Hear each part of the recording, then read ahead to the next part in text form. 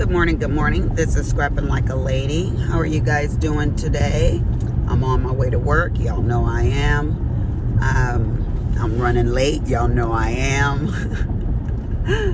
So today, I wanted to talk about something a little heartfelt, but a little lighthearted. Got something on the camera here.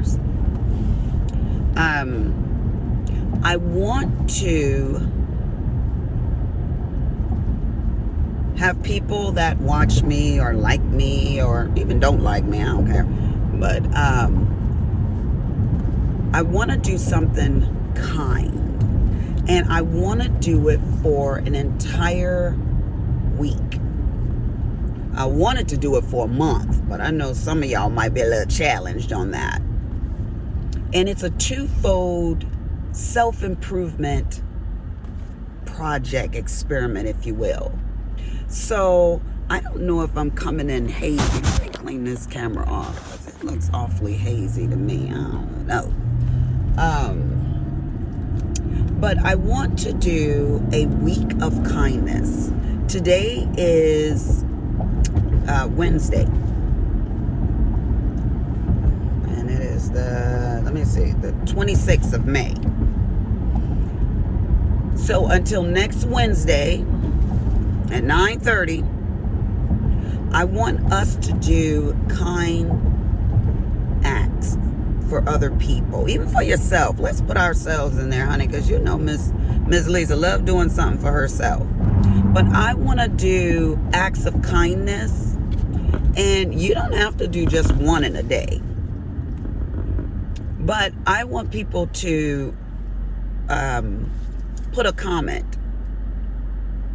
This is what I did, to whom I did it to, and I want to know why you did it. And I don't care if it's a simple thing as I called my stepmother that I'd have a bad relationship for and just thanked her for whatever she did for you, whenever she did something for you. Or just saying, you know, I was just thinking about you today. I mean, it could be something simple as even a phone call. But I would like it to be a sacrifice, you know, and that might be a sacrifice, honey, because you might not be able to stand the lady. But I wanted to have a twofold effect, and that's why I want you to put why you did it. Because in order for us to change, in order for us to become a kinder society, we need to be consciously aware of being nice. You know, because being rude, it comes very easy for some people, let me tell you.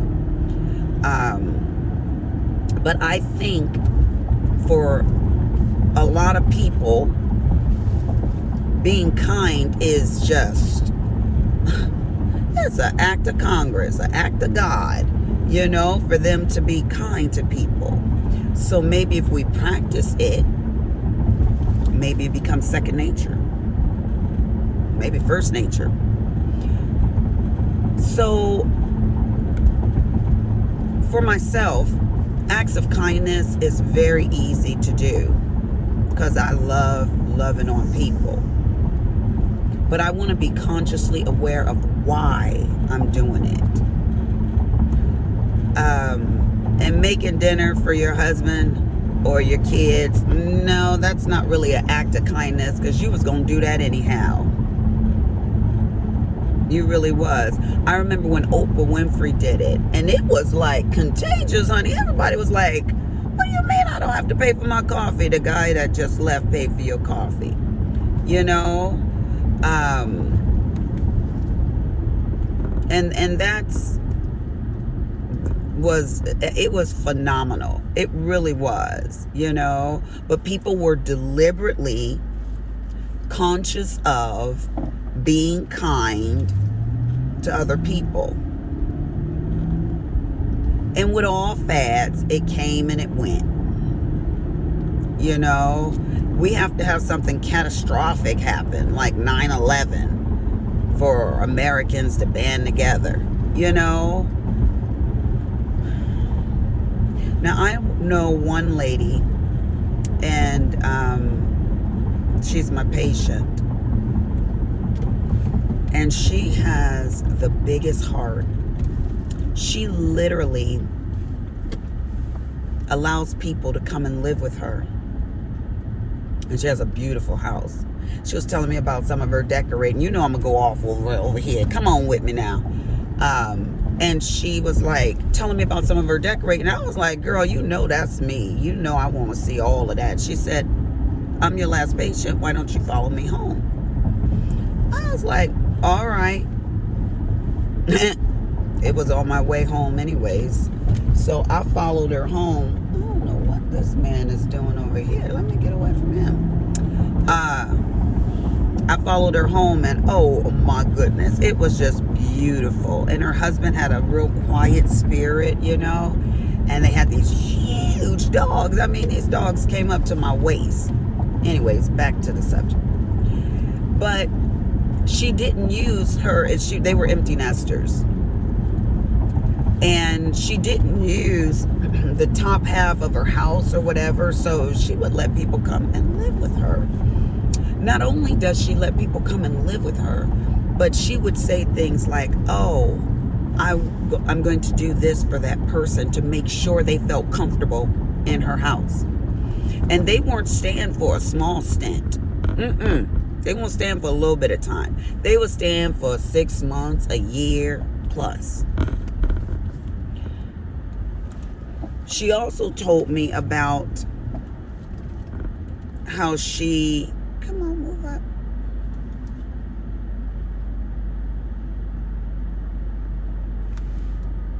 Now somebody got to wake up because we got to drive. I'm already late. She also told me about how she had been taking care of this girl in Africa for years. And when the girl became a woman, she came to the United States and they met up. And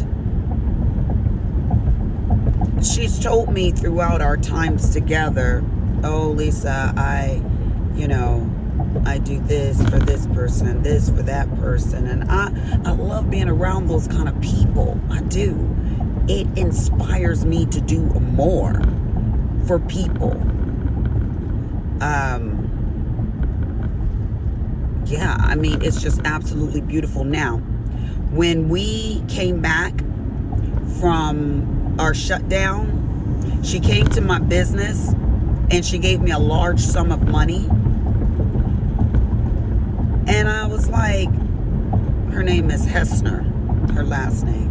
That's all I'm gonna tell y'all. But that's, yeah, it's a real person. She came to my business, she gave me a large sum of money, and she said something to the tune of, it's not much, but I hope it helps. I want to make sure your business stays afloat and da-da-da-da-da.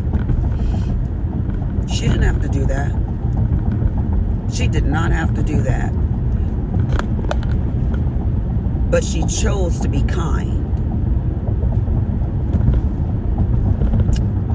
Then I had another patient come in, and she said, I want to make an appointment.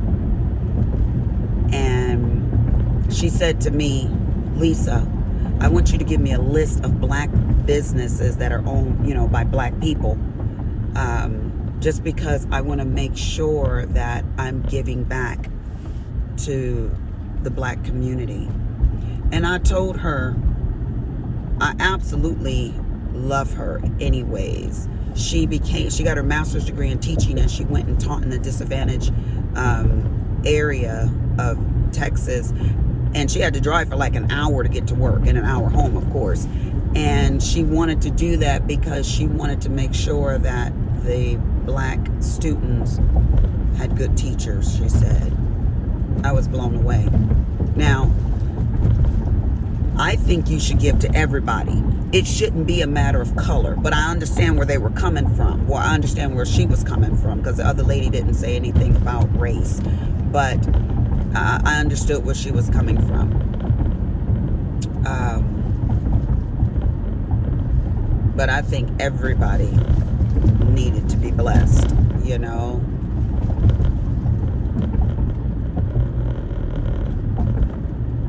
I can't, and I know that I probably said a lot, and you guys are probably like, Lisa, you beating us over the head with this love and kindness. And I feel like it's almost a life mission for me to make sure that the people that have give. But honey, we all have something we can give, even if it's just time. So a lot of people are like, I don't have any money. Well, I ain't talking about money. It ain't gotta be money. I so happen to have some money I can give. Why? Because I put away, and I make sure that I do. But even when I had a little bit of money, I still bless folks.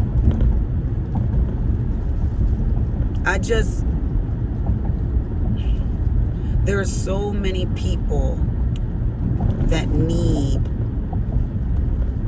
love. So today, I had a client, and there's two of them, they're sisters.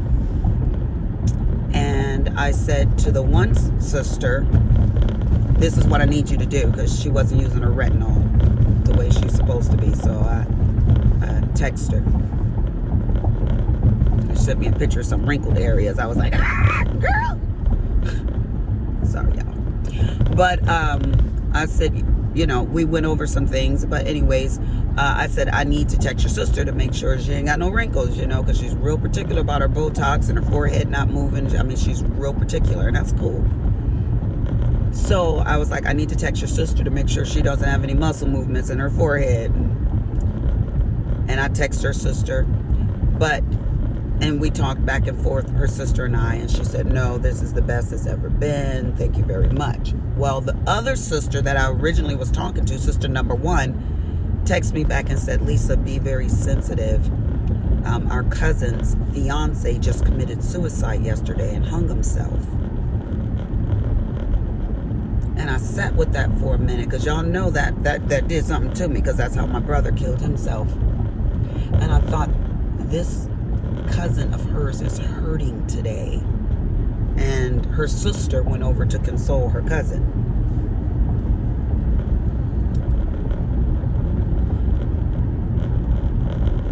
And what came to my mind is, what made that boy do that? Or that young man? What made him do that? What could someone have done? Maybe somebody could have reached out to him before it happened. Maybe an act of kindness would have changed his mind. I don't know, I'm speculating. But if it could have, if somebody could have reached him and loved on him, would that boy have made a different decision?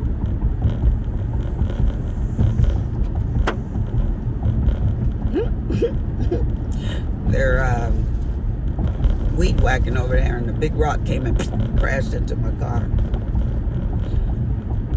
Anyways, it just made me feel some kind of way today. If you can make a difference, do it. Because what you do, you might not even know the long-term ramifications of what you did.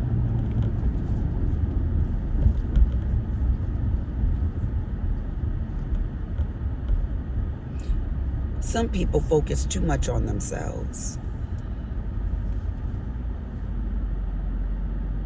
My husband was telling me last night that he listened to a podcast, and there is a guy that counsels people on problems in their lives, and one of the girls couldn't find a man. She was a beautiful, black, educated woman, and she couldn't find a man. And I've seen several of these, you know, YouTube's videos that are going around like this, that black educated women are having difficulty finding a man. And the number one problem that he said was that you guys already act like you have everything. A man ain't gonna feel needed.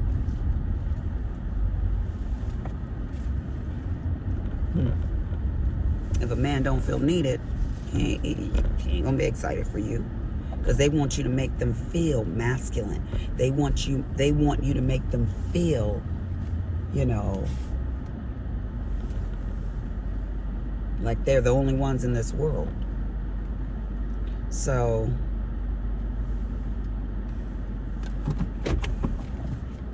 in my opinion, they seemed like they were selfish. You know, it was all about them. I already got a car. I already got a house. I already got this, that, and the other. Then what you need him for?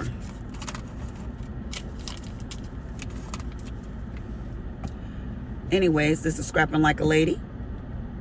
Be kind. Be loving. And send me some comments. And let me know what you did and why you did it. Deuces.